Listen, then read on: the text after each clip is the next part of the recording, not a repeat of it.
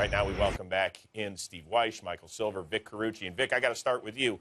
You have the unenviable task of telling those four safeties apart in the voting room. How do you do that this year? Well, it is going to be a challenge. And here's the other thing you have to know. History has not been kind to safeties in the Pro Football Hall of Fame. There are only 7 pure safeties who have been inducted through all these years, and that's astonishing in itself. Obviously, there are 3 others who were also cornerbacks, but these are pure safeties. These are excellent players, and I have the greatest respect for all of them. I don't know why there's a prejudice against the position. I think it's one of the most important positions on the defensive side of the ball in the game in general. And here's what's brutal. You have these 4 guys, Woodson, Lynch, Atwater, Dawkins, guys who controlled the game at times from that position. So I agree with Vic. And you have Ed Reed and Troy Polamalu, who are in the greatest safety of all time conversations for sure, coming up the pipe.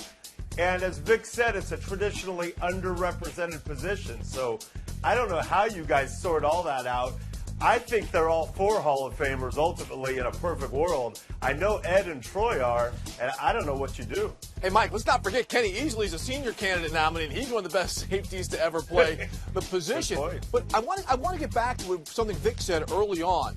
This could be a year where we get a safety in other than LT, and I'm going to continue to bang that drum, and maybe T.O. I don't see necessarily a lot. This is a time when you can get a safety in, and you look at that group.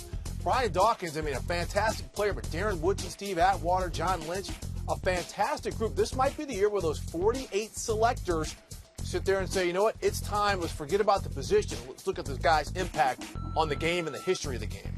All right, guys. Yeah, I was going to say, I hope that's the case, and it isn't the log jam like we previously had at wide receiver. All right, let's move on. There's only one defensive lineman in the 26 semifinalists, and that's Jason Taylor. He's a first-year eligible. He's 6th all-time in sacks. But you look at the guys ahead of him. Bruce Smith, Reggie White, Kevin Green, Chris Dolman, Michael Strahan. They all have the gold jacket.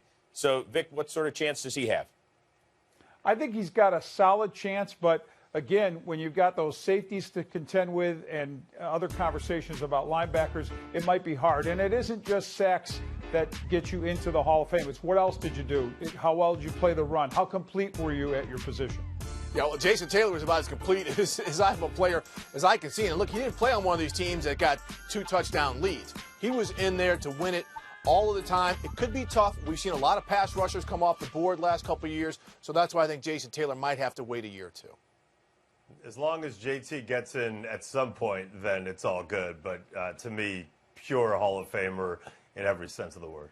All right, by the way, before we go on this topic, if I were to say 2 safeties get in this year out of the modern era finalists, Vic, is that too many, in your opinion?